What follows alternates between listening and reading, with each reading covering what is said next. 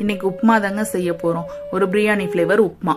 என்னடா இவ பிரியாணி ஃபிளேவர்னு சொல்லிட்டு கடுகு சீரகம் உளுந்தெல்லாம் போடுறான்னு பாக்குறீங்களா? நம்ம அம்மா செஞ்ச மாதிரி தான். கடுகு உளுந்து சீரகம் காயெல்லாம் போட்டு செய்யற உப்புமா தான். அன்னைக்கெல்லாம் அம்மாக்கு ரெஸ்ட் மோட் வேணும்னா உப்புமா செஞ்சு கொடுத்துட்டு சாப்பிடுங்கன்னு சொல்லி சர்க்கரை வச்சு கொடுத்துருவாங்க. நாங்கெல்லாம் சாப்பிட்ருக்கோம். பிடிக்காது, ஸ்டில் சாப்பிட்ருக்கோம். ஆனா இப்ப பாருங்க, ஆஃப்டர் மேரேஜ் உப்புமா ஒரு அதிசயமான ரெசிபி, அற்புதமான ரெசிபின்னு சொல்லி வீட்டுல இருக்க எல்லாத்துக்கும் பயங்கரமா மார்க்கெட்டிங் எல்லாம் பண்ணி சாப்பிட வைக்கிறோம். இன்னும் கொஞ்சம் சுதாரிச்சுட்டு என்ன பண்றாங்க, இப்ப சர்க்கரையில இருந்து பழத்துக்கு போச்சு, பழத்துல இருந்து சட்னி வந்துச்சு, சட்னிக்கு அப்புறம் இப்ப வந்து பிரியாணி பிளேவர்ல செய்யி நூடுல்ஸ் பிளேவர்ல செய்யுன்னு சொல்லி கேட்க ஆரம்பிச்சுட்டாங்க. ஏய், உப்புமாவே